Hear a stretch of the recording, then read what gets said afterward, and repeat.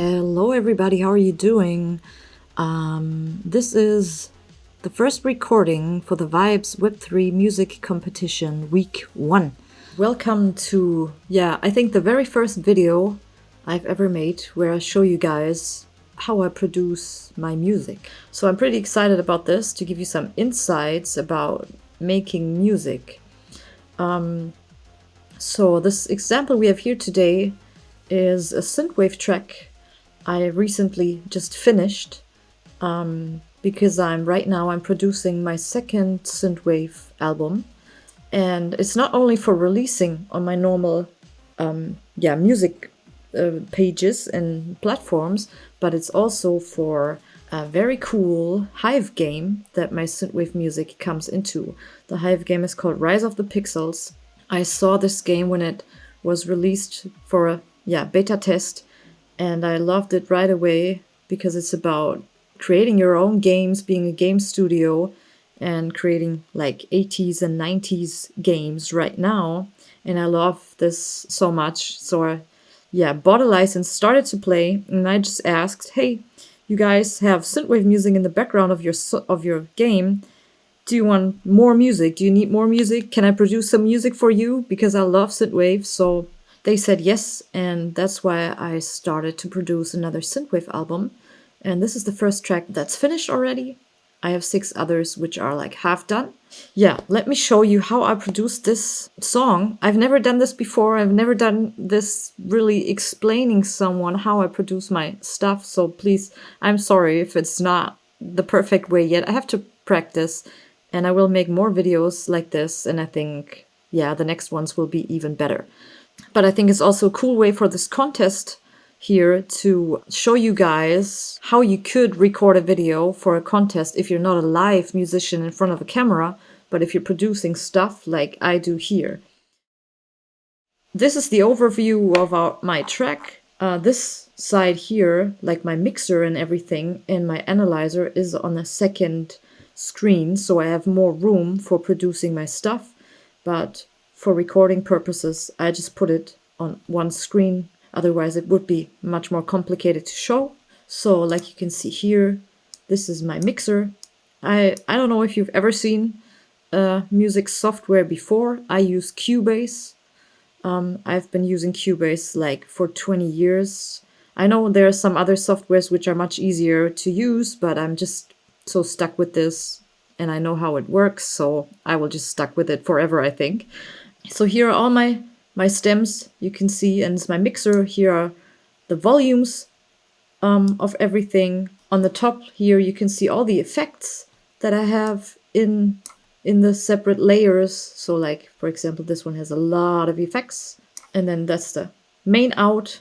That's the final mixing of the song, let's say it like this. That's the mastering layer. So you see there are a lot of effects. When I open them up here, you can see lots of stuff that's doing something, but I will get to the mastering a bit later. So let's close this to have more room. And now here you can see the stems. You already were able to hear a little bit of the song in the intro of this video, but let me just show you some other few seconds.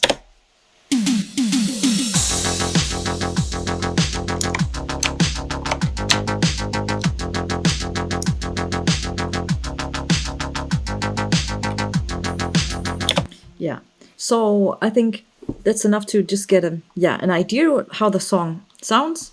So here are all my separate stems. I always work with colors because I'm a very visual person, and I need colors to have it easier to navigate in here, to have a better structure to see right away, because I'm always using the same colors. So for example, the kick is always yellow, my drums are always green, percussion is normally brown, bass is blue, and so on. So I have fixed colors for everything, and it really helps me to just navigate easier, to see right away where am I working right now. So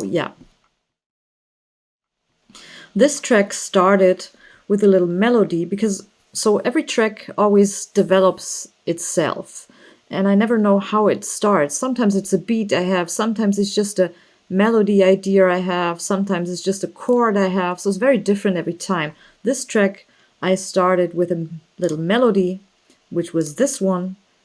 And I had like a rough, very short version of, let's say, this part. That was the beginning of the song. So I built everything around this part. So you can see here, this is my melody. So this is like a piano roll here. It's really the notes of a piano. Like you can see here is the C and stuff like that. So you see this, for example, is a, I don't know how you call it in, I think it's a C flat in English. So yeah, here you can see the melody. And of course, this is just a MIDI. It's a MIDI file, so that means it doesn't really have a sound to it. And you make the sound with plugins. So I have a lot of plugins already because I'm doing this for years and I collected stuff I loved. And this is a very awesome plugin. Is Tell You No 62, which I love for synthwave because it has this typical sound. So of course, this MIDI only sounds like this because of my plugin. So for example, just to show you, I don't want to like ruin my song, we're not going to save this. If you listen to this melody, I could just change sounds here. Whoops. See, I could add a lot of stuff. I could add a chorus here. And then it starts to sound different. Yeah, I see it's a little bit slow. It's a little bit laggy because I record at the same time, so it's a lot for my laptop.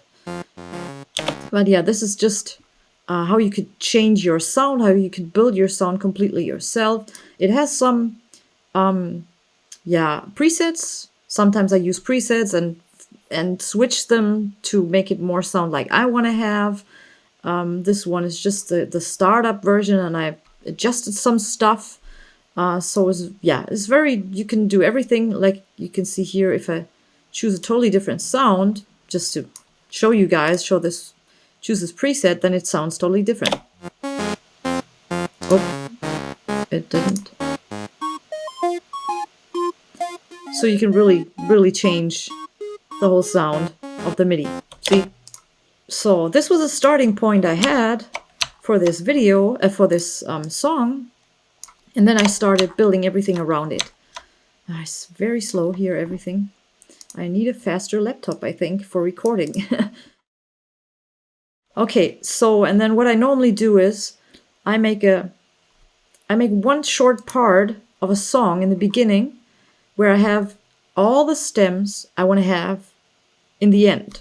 So this part here, these two blocks here, where what I build it first before building the whole song. I just want to, in the beginning, I always need one very short version, like 20 seconds or so, where I can see how will my song sound if I add all the stems I want to have. I'm not doing the mixing at this stage, but just to get an idea, what is the feeling of the song. So this is what was the next step, to have all this, what you can hear now. And then I know how does it sound with my melody, with my drums, with my bass, and everything. So, and when I have this, I have all my stems, then I start building the whole structure of the song, like you can see here. How does it start? How is the build-ups? Here's like a very slow part in the middle, and then it builds up again, and it adds more stuff. Yeah, you can see here the very end of the song, stems are gone again, so it gets a little bit more, builds itself down a bit. So like here, you see the bass is already missing, some of the synths are missing. So to just get the song to end at some point. This is normally one of my typical structures for synthwave songs. So my typical Raven songs are very different. When I make a normal Raven song, like a very typical Raven song, I don't have a fixed way of doing it. I don't have fixed parts because I just do whatever it comes into my mind. But if I produce music for my alias, beat tracks, where I normally produce copyright-free music for streamers in the background or for games or for whatever, I tend to try and make a more, let's say, normal way of building the song from the beginning to the end, because this music is more for in the background. So it should not distract people. It should just be there while they play the game now, for example. So it's not good to have a build-up and a structure that is very weird and unnormal. So I try to make normal structures when I produce this copyright-free music for the background. Yeah, so that's how I normally go. I have all my stems first, then I build the structure of the song from the beginning to the end, and then I start adding little details like transition tones, and then I mix my song at the end. But I mean, the more often you do this, I can already feel that I'm already mixing a lot of my stuff during producing the stems. So I don't really have to mix so much at the end, because it's just, I'm very used to it, doing it while producing now. But yeah, it doesn't sound like this in the beginning of a production, because now it's already mixed, it's already mastered, so it's the sound I wanted to have in the end. It can sound very weird while producing it, because I often change the sound design of some stems later on, because I think this fits better and this fits better. I think that's already the main overview, how I make a song. Maybe some other stuff I can explain to you is how I find sounds for my stems. If I produce music for beat tracks, it's a little bit different than if I produce music for Raven. If I produce a typical Raven song, it's very important for me that everything sounds exactly the way I want it, and that everything has exactly this Raven signature sound. And producing a Raven song takes a lot more time, sometimes 40, 50, 60 hours, because I just want it exactly the way I want it to have. It's very important for me. It's just my inner everything I put into my Raven songs, my heart and my personality. But when I produce music for beat tracks, it's a little bit easier, because like I said, the songs need to be a little bit easier to be played in the background. If I have so many details like in Raven sounds, it might be distracting. So I try to keep it easier. And what I sometimes do, I would never do it in my Raven songs, but I love to do it because it gives a totally different part of creativity, is I use samples and recreate them to make them sound like I want them. So just like a very good example is, I had this FX. It's like it's more like a percussion stuff. So like you can see here, this is the stem for it, this is the layer. And in the beginning, I will just click off my sounds now. Oh, sorry, it's a little bit stuck because of this recording. So this was just how it sounded. This is just a sample, okay? So I bought a lot of sample packs. I have thousands of samples. So this is just a sample that was like it is, like you can hear it. That's what it sounds like. And then I added a lot of effects to make it sound more the way I wanted to have it. And that's what it sounds like now in the song. You see it's a lot more delay and reverb to make it sound bigger. I also made a stereo effect on it to make it wider from left to right, to the right side. But apart from this, I just took this sample the way it is. But what I sometimes do is, or often do is, I use samples, but I really change them. So for example, I had this hi-hat sample, but you can see here, there are a lot of cuts in here. So this normal loop was like this. This was the normal loop, and I just changed everything. And this was a second loop. So I used two different samples of hi-hats and just cutted them together the way I wanted to have it. Okay, so this was what the hi-hat was before. It was just a very simple, almost boring hi-hat loop. Okay, so and what I made of it together with another sample was create a different hi-hat a beat like this.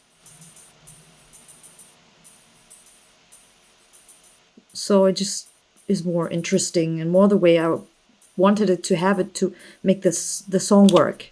So that's what I often do in my beat tracks music: use samples, recut them, edit them differently together, make a lot of effects on it to just make it sound very different. Yeah, so you can see here a lot of samples. Drums are always normally samples because it sounds much better. Oh, and here's a second hi-hat, by the way, so you can see it's two hi-hat stems together. Not only this, but also this one.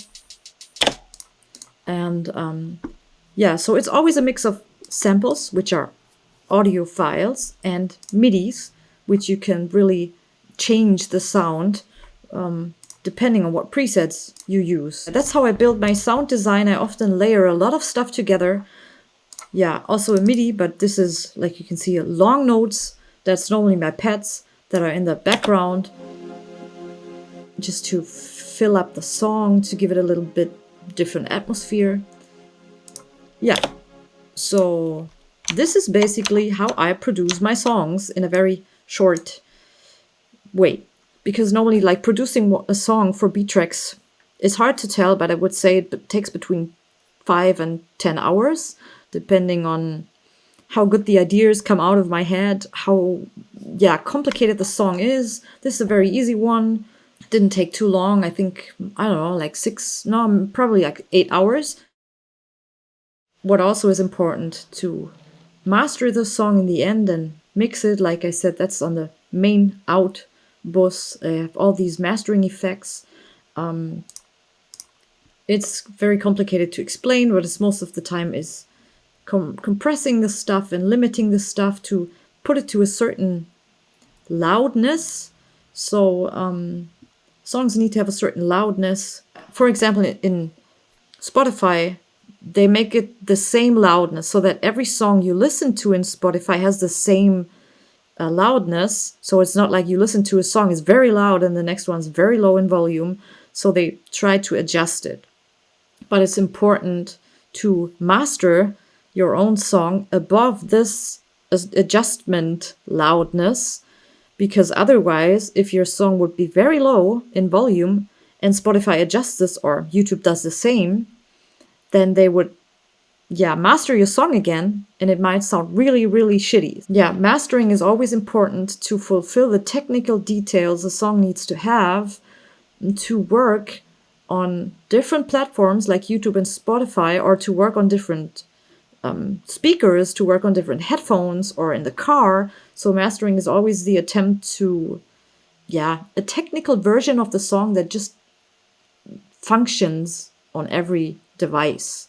This is not always easy, and it took me a few years to understand how I master my songs, that they really sound okay on every device. That's still a hard part for me. I'm still learning. It's impossible for me to do with my Raven songs because the Raven songs have at least 4 times as much layers as here. And the more layers you have, the more complicated the mixing and mastering is. But this is not a lot of layers in this song, so it's very easy to master. And I'm happy that I can do this myself. Yeah, so this is the last step you normally do. Master all your stuff to make it work on every device. If you're interested in this, I can of course show you more about this in the next video, but I think that's enough for now. And if you want to, at the end of this video now, you can listen to the full song in the full length so you can see how it turned out. And yeah, like I said, this is the song for Rise of the Pixels, the new Hive game. I will produce more songs for this game, and as soon as I have enough songs done, I will also release this album on various platforms.